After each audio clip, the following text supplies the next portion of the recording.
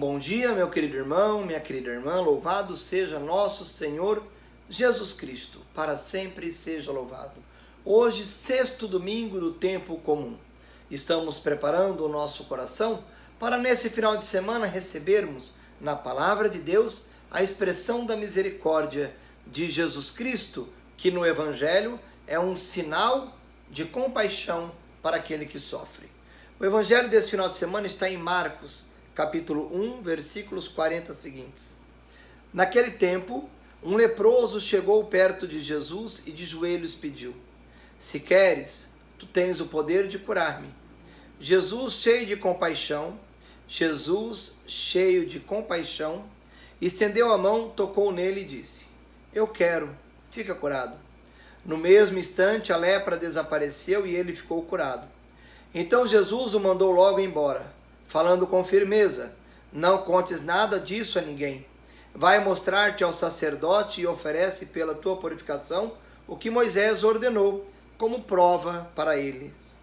Ele foi e começou a contar e a divulgar muito o fato. Por isso Jesus não podia mais entrar publicamente numa cidade. Ficava fora, em lugares desertos, e em toda parte vinham procurá-lo. Palavra da salvação. Glória a vós, Senhor. Meu querido irmão, minha querida irmã, este domingo, sexto domingo do tempo comum, antecede a quarta-feira de cinzas e nos apresenta Jesus Cristo com um olhar de compaixão. É a expressão de Deus, humanamente falando. Em Jesus Cristo, visualizamos o rosto de Deus. No Filho, visualizamos o Pai. Aquele que vê o Filho, vê o Pai. Aquele que conhece o Pai, conhece o Filho. O rosto da misericórdia, o rosto da compaixão. Jesus Cristo, aqui no Evangelho de hoje, assume na vida desse homem, mais do que uma cura física, uma cura que o insere novamente num contexto social. Porque aquele que possuía a lepra, queridos irmãos e irmãs, deveria ser excluído, deveria ser banido da sociedade, deveria viver em lugares isolados, com roupas rasgadas, cabelos desarrumados, como diz a leitura primeira do livro do Levítico, da liturgia desse final de semana. Era uma pessoa que deveria estar totalmente à margem, excluído, em lugares desertos, longe das pessoas. E este homem então se atreve a romper a tradição e a lei e chegar perto de Jesus e dizer: "Se você quiser, você pode me curar." E Jesus Cristo então realiza este milagre. Eu quero, é claro, esse é o desejo de Deus. O desejo de Deus é a cura, o desejo de Deus é a inserção da pessoa no contexto social. E aí então este homem curado sai esparramando para todo mundo que Jesus Cristo o curou. E aí então o Evangelho vai dizer que Jesus, por isso, começou a ficar em lugares isolados, distante da população, para não ser capturado, para não ser morto. Jesus assume o lugar deste homem. Agora é o Cristo que está isolado. É o Cristo que não pode mais conviver na sociedade, porque pode ser então pego por aqueles que não concordam com esse projeto de vida nova.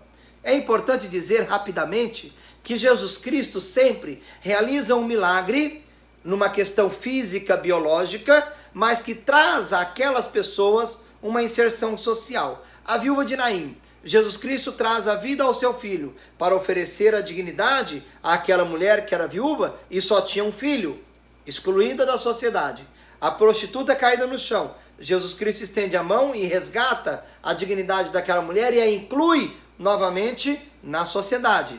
O cego de nascença, todas essas doenças era concedida como uma maldição de Deus. Jesus Cristo oferece a ele a cura, o insere novamente na sociedade. E assim, todas as curas que Jesus Cristo realiza não é apenas uma cura física ou biológica, mas traz também um caráter de inserção social.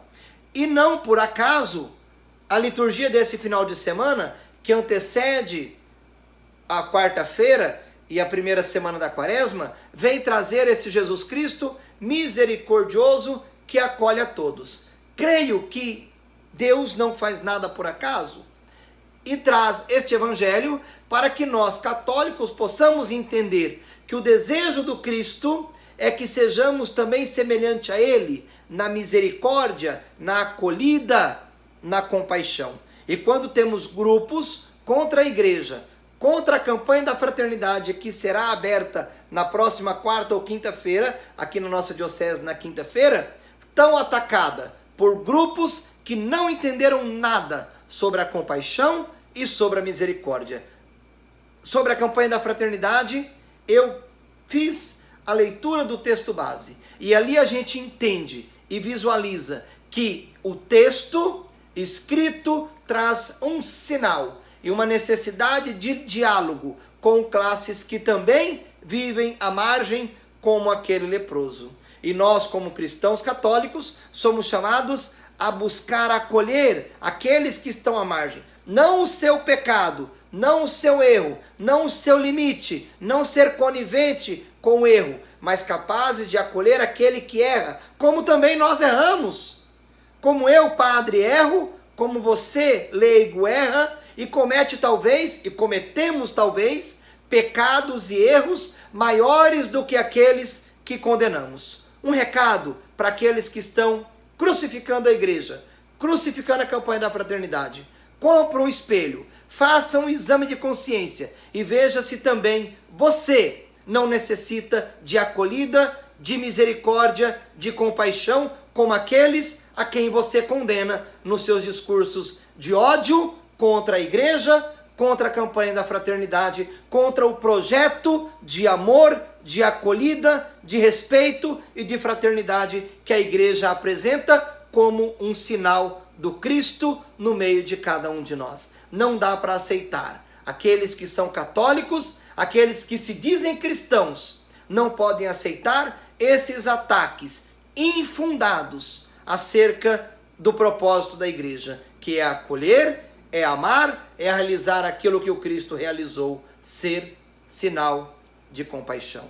Que Deus nos abençoe e faça de nós homens e mulheres capazes de fazer exame de consciência, olhar para si mesmo, para depois tentar tirar o cisco do olho dos nossos irmãos. Que Deus nos abençoe, o Deus que é Pai, Filho e Espírito Santo. Amém.